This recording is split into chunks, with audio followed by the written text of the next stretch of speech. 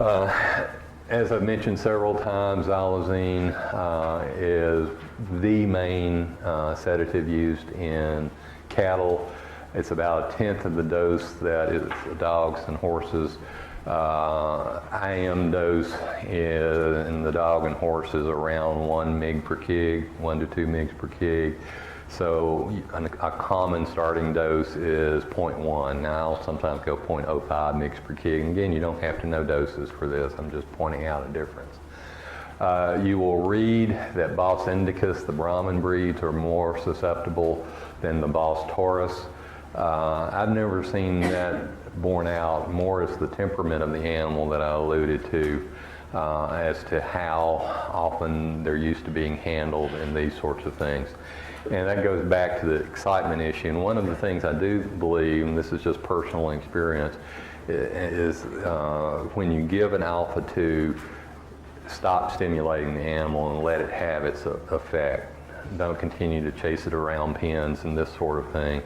So if you're going to do surgery on a cow, go ahead and give it the xylazine and let it just stand there for a while you get all your materials together, that sort of thing. IV, I'll give about half of what I give IM. And as I said, it's a sedative, so they usually are going to lie down, and you might as well expect that. Sometimes you can keep them standing, but it's oftentimes an effort, and that goes back to where I'll use acepromazine instead if I really need to keep them standing. Okay, realizing acepromazine does not provide any analgesia. Okay, xylazine particularly, I've mentioned the bradycardia already, the diuresis already. A couple of things, it does cause uterine tone to increase, all right? So that can affect fetal circulation, but it can also induce parturition, especially in cattle. So whether it's an abortifacient is kind of a semantic. It depends a little bit on how far along in the pregnancy.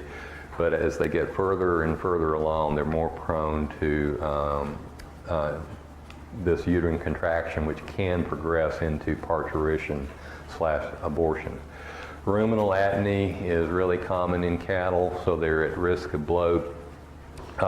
It's really important that you stress to the farmer that he not allow the cow to get into lateral recumbency, particularly right lateral recumbency, where the rumen is going to start filling with gas and they're going to bloat. So he needs to take a hay bale, do something to keep them in sternal recumbency until they get ambulatory. And they're going to run a little bit of a fever for the next day or so. A degree and a half, something like that is not uncommon. Again, just to kind of let you know that if they're running a fever, that's not an uncommon side effect of xylazine in cattle. Now, dexmedetomidine is another alpha-2. We use a great deal of it in small animal. We used to use metomidine, which is still approved in horses. Dexmedetomidine is just the dex isomer of medetomidine, so it's just half the dose of metomidine. But we use it quite a bit as sedatives and for pain control. But this is on behavior, and there's a product that's come out in the last year. I think that's pronounced Cilio. It's an oromucosal gel. Comes in a calibrated syringe, and it's approved to treat noise aversion. So it was kind of, do I put it in the behavior part or do I put it in the sedative part? And the drug definitely belongs in the sedative part, so that's where I put it. The directions make a point. It's not meant to be swallowed, and this is true for all your transmucosals. Remember the meloxicam gel? They're not supposed to swallow this. It's supposed to be absorbed across the mucous membranes. All right, so put it between the dog's cheek and gum. It may not be effective if they swallow it. They want you to wait 2 hours just to be safe. Feeding and treating within 15 minutes after administration should be avoided. And once you start, open it up. You have 2 weeks of product stability, probably relative to bacteriology more than anything, contamination these sorts of things.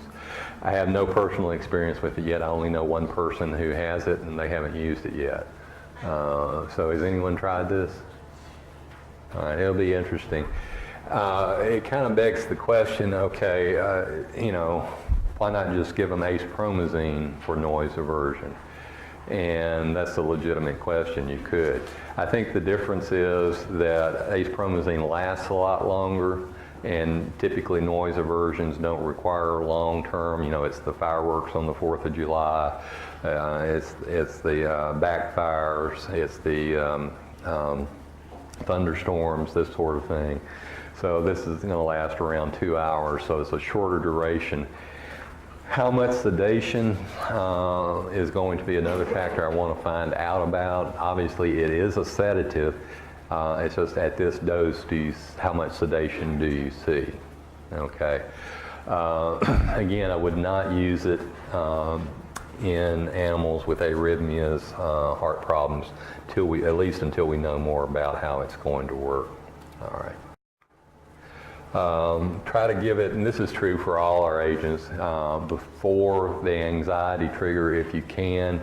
Otherwise, give it immediately. They report only 17% sedation, which, given that it is a sedative you're given, is kind of interesting. So that may be a dose effect. Repeat every 2 hours, up to 5 doses. All right, now when you start getting, if you live in areas with thunderstorms that go on for days, then you need something else. But they want you to wear disposable gloves so nothing gets across to the owner, and same precautions as with dexmedetomidine.